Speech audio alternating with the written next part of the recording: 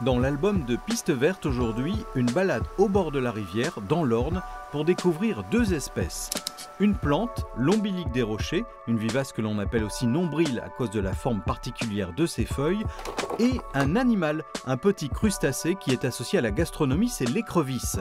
Celle qui nous intéresse à les pattes blanches, c'est une espèce française menacée par une concurrente venue d'Amérique. Pour nous en parler, Célia, chargée de mission Natura 2000 au CPIE des collines normandes. Alors, je vais vous parler de l'écrevisse à pattes blanches, aussi appelée écrevisse à pieds blancs. Donc c'est un crustacé d'eau douce. On la retrouve sur l'ensemble du territoire normand. C'est l'écrevisse française par excellence. C'est plutôt une écrevisse de petite taille.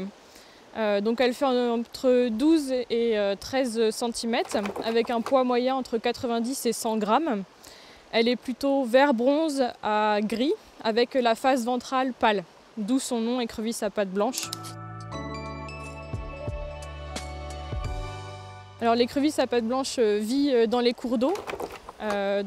Ces cours d'eau doivent avoir un courant, une eau fraîche, plutôt riche en calcium. Elle a une durée de vie plus longue que d'autres, donc c'est en moyenne 12 ans. Mais elle a une croissance lente et une maturité sexuelle plutôt tardive. Donc ça va être entre 4 et 7 ans.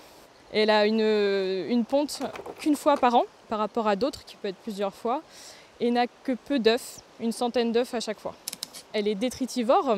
Donc ça veut dire qu'elle va manger tous les débris de végétaux qu'il y a dans les cours d'eau, mais également tous les petits amphibiens, les larves ou même les poissons morts dans les cours d'eau. Donc en fait, elle va nettoyer le cours d'eau, elle est opportuniste.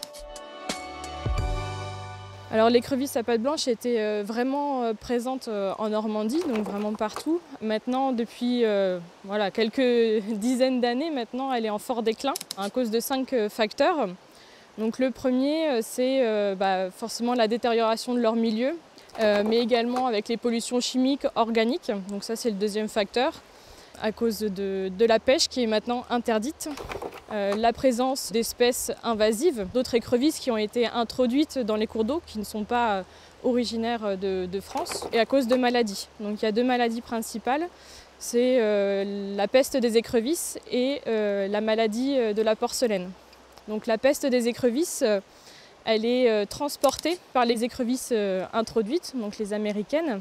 Elles sont porteuses saines, donc en fait ça ne va pas les infecter, mais nos écrevisses à nous, les autochtones, elles vont être malades et elles vont en mourir. Il y a l'écrevisse américaine, donc c'est une espèce. Il y a l'écrevisse de Californie et l'écrevisse du Pacifique. Donc voilà, c'est les trois principales qu'on retrouve en tout cas en Normandie. Et ces écrevisses-là, en plus, elles ont un tempérament plus féroce, entre guillemets, où elles sont déjà plus grandes. Et comme elles mangent la même chose que nos écrevisses à nous, enfin l'écrevisse à pattes blanches en l'occurrence, et elles vont lui manger dans son assiette et finalement c'est ce qui va aussi l'amener à décliner sur tout point de vue. On mène un état des lieux des populations d'écrevisses à pattes blanches à l'échelle de la région Normandie. Donc l'objectif, c'est de réunir toutes les données connues de tous les organismes présents en Normandie qui ont des données sur les écrevisses, donc leur localisation, la taille des populations, vraiment pour voir où en sont les populations. Donc ça peut être des données historiques comme actuelles. Et vraiment le but, ça sera de voir quelle action on peut mener en sa faveur à l'échelle de la Normandie. L'écrevisse à pattes blanches, c'est une espèce dite parapluie. Donc ça veut dire qu'elle est assez exigeante au niveau de la qualité de l'eau, au niveau des pollutions et autres. Elle est très exigeante, donc ça veut dire qu'en la préservant, en menant des actions pour elle, on préserve tout un cortège d'espèces présentes dans les cours d'eau. Donc ça veut dire que si on la protège elle, on en protège beaucoup d'autres. Donc c'est vrai que c'est intéressant de la préserver et en tout cas de la cibler.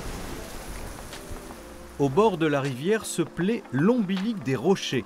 Une plante qui aime l'ombre, l'humidité et les fissures pour prendre racine. C'est une vivace, la forme de ses feuilles évoque un nombril. Comme son nom l'indique, l'ombilique des rochers pousse dans les fissures de la roche ou le long des vieux murs en pierre. Et pour survivre, cette plante met en place d'ingénieuses stratégies. elle est capable de stocker des réserves d'eau dans ses feuilles. Présente en Normandie et en Bretagne, cette espèce est comestible. Riche en vitamine C, elle est très rafraîchissante et un peu amère. Elle se récolte à la fin de l'hiver jusqu'au début du printemps.